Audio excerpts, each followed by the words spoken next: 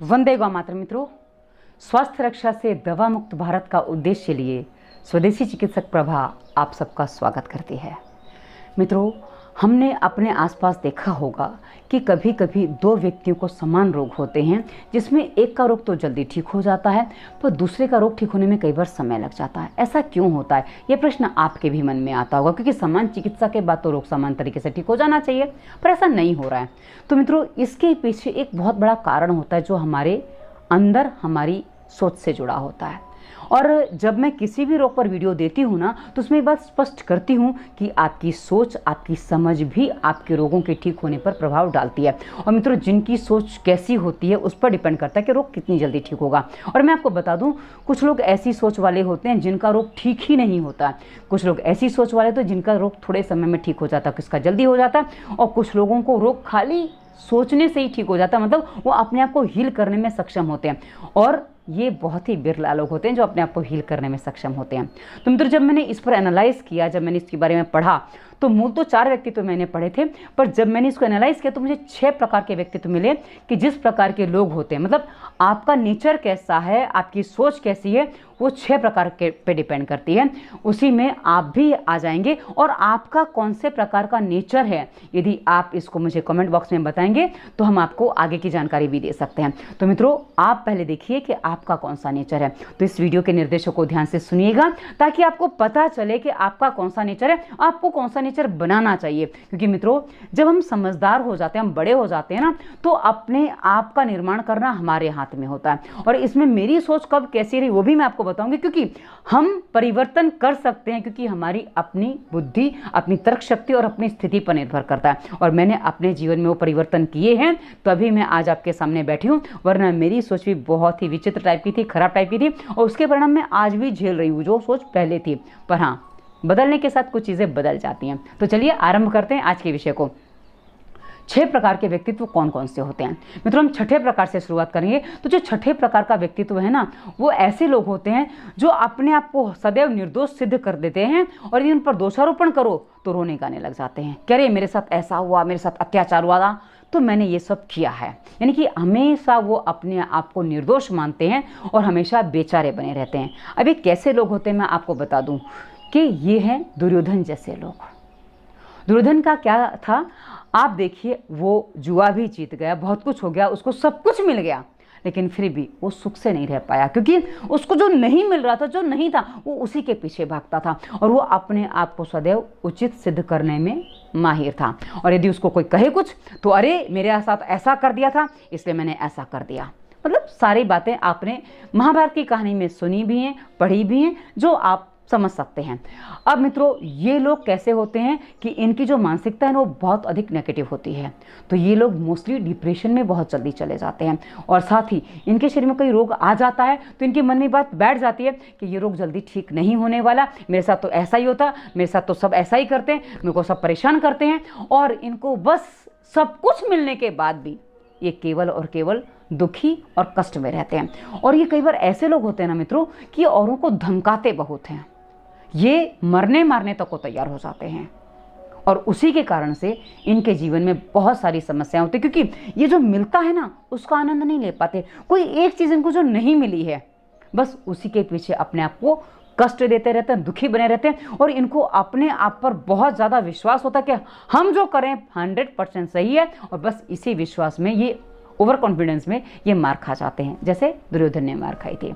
ये छठे प्रकार के व्यक्तित्व हैं, और ऐसे लोगों के रोग जल्दी ठीक नहीं होते, पहले ही बता दिया, और कई बार तो ठीक ही नहीं होते, क्योंकि डिप्रेशन के पेशेंट जल्दी बाहर नहीं आ पाते, उनको बहुत कुछ कई बार अनुचित तरीके से समझाना पड़ता है। क्योंकि मैंने हमेशा डिप्रेशन के जो पेशेंट ट्रीट किए ना, उनके साथ हमेशा ताड़ ताड़ के, यानी कि उनको गुस्सा करके ठीक किया है, और ये हो जाते हैं। पर हाँ, शुरुआत में तो बहुत रोते गाते हैं, अरे मेरे साथ ऐसा, पर हाँ, एक बार जब उनकी नस पकड़ में आ जाती है ना, तो फिर तो हमसे बचते हैं, या फिर ठीक होना है तो हमारा सामना करते हैं, और हम ये कर लेते हैं। अब जो 5वें प्रकार के व्यक्तित्व होते हैं ना, उनकी बात कर लें। जो 5वें प्रकार के व्यक्तित्व होते हैं, वो हमेशा अपने आप में एक चीज़ मानते हैं कि इस संसार में जो कुछ अच्छा कर रहे हैं, मतलब उनसे जो कुछ हो रहा है वो अच्छा हो रहा है, वो सब वो खुद कर रहे हैं, और जो बुरा हो रहा है वो भगवान या किसी और ने कर दिया। मतलब ये लोग घमंडी टाइप के लोग होते हैं।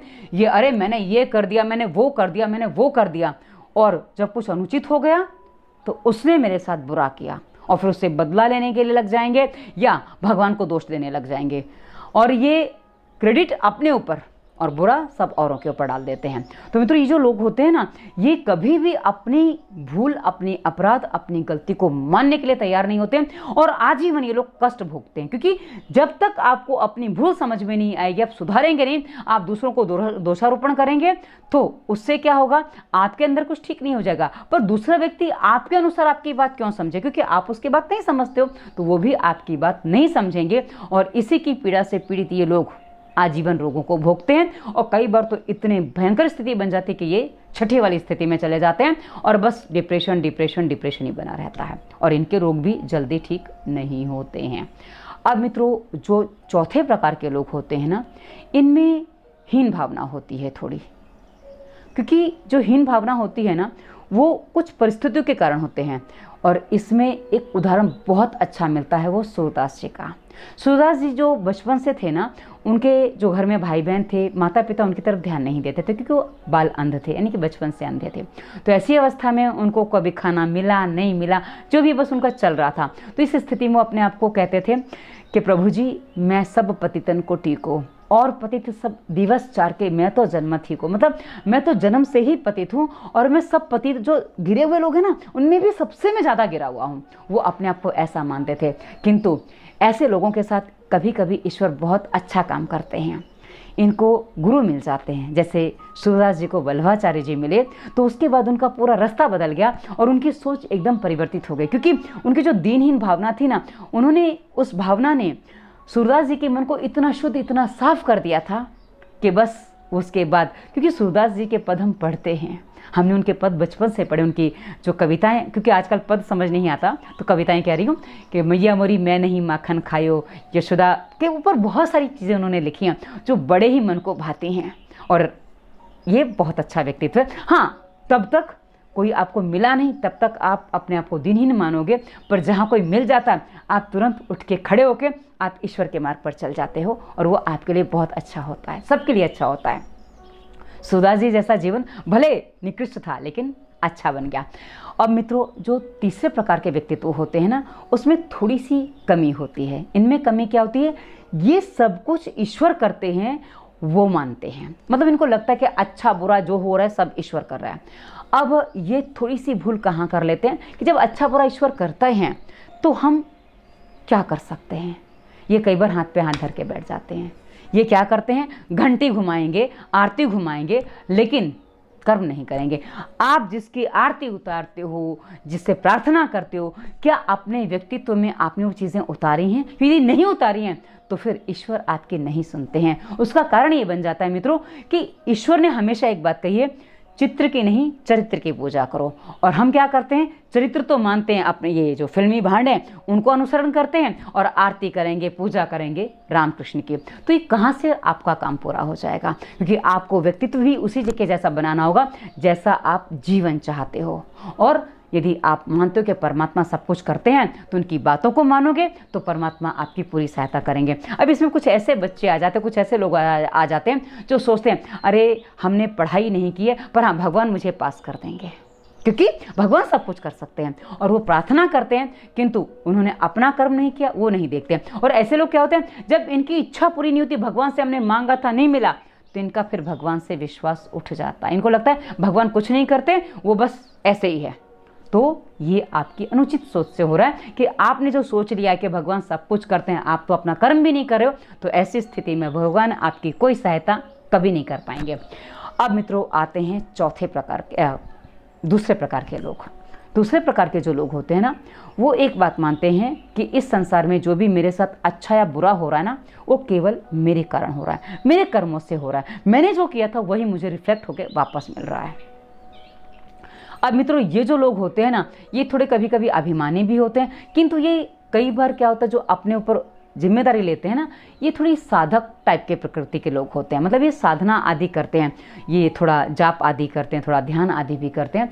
तो ऐसी स्थिति में इनको कुछ बातें और समझ में आ जाती हैं, क्योंकि क्या है ना, यदि आप केवल ये मानते हो कि हाँ जो किया मैंने किया, अच्छी बात है, बहुत अच्छी बात है, क्योंकि आप अपने अच्छे के लिए और बुरे के लिए स्वयं को दोषी मान रहे हो, इससे अच्छा कुछ नहीं होता।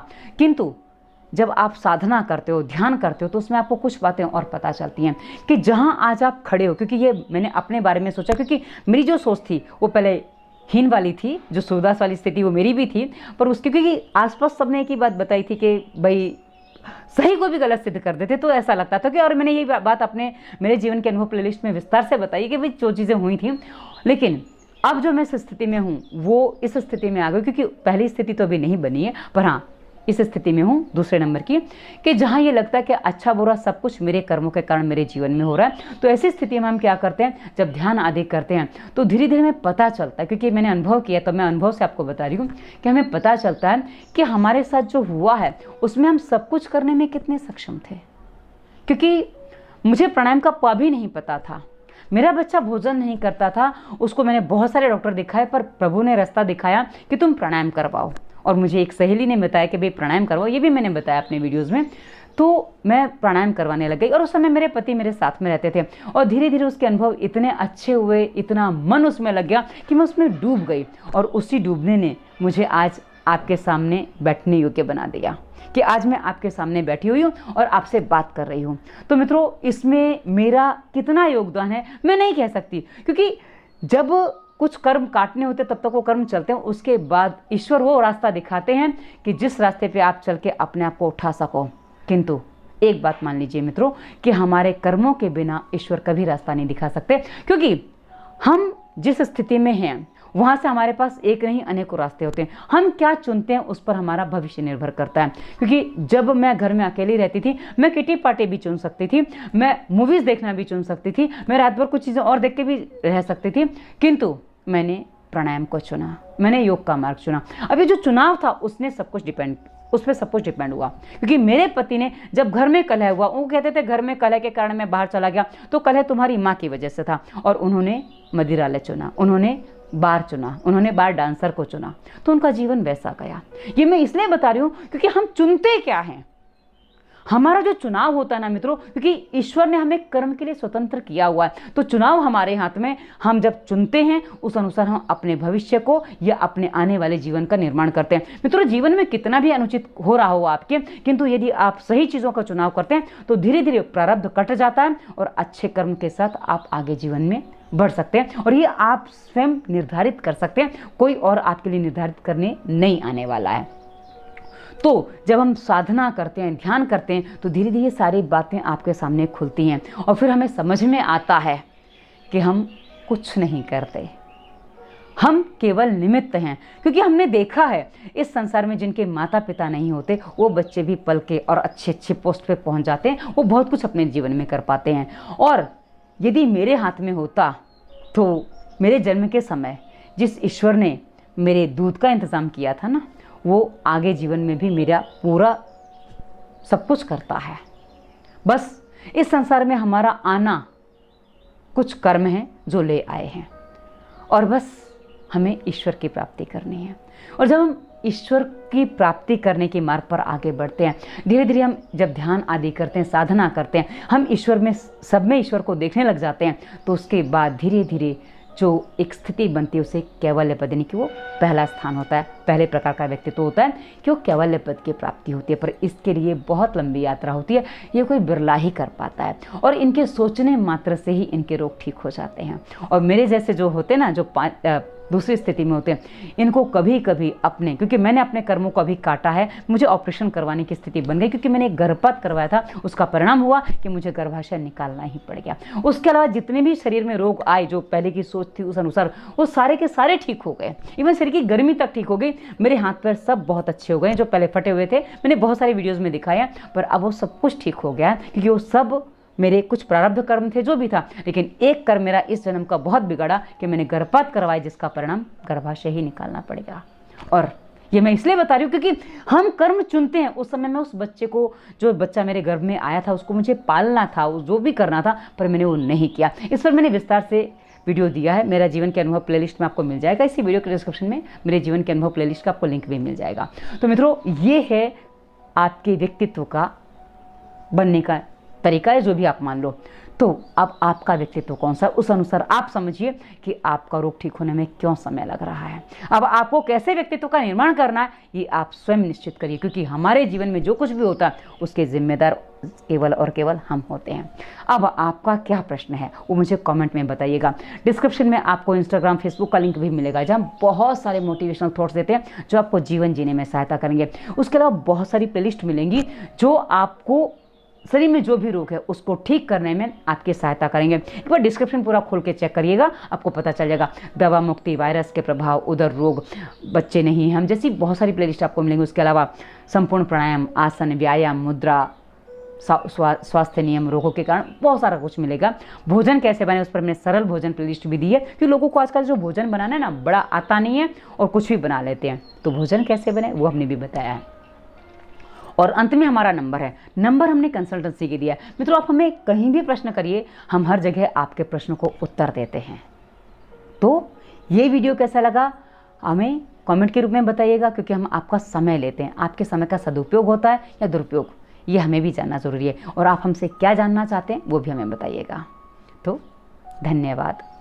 वंदे मातरम।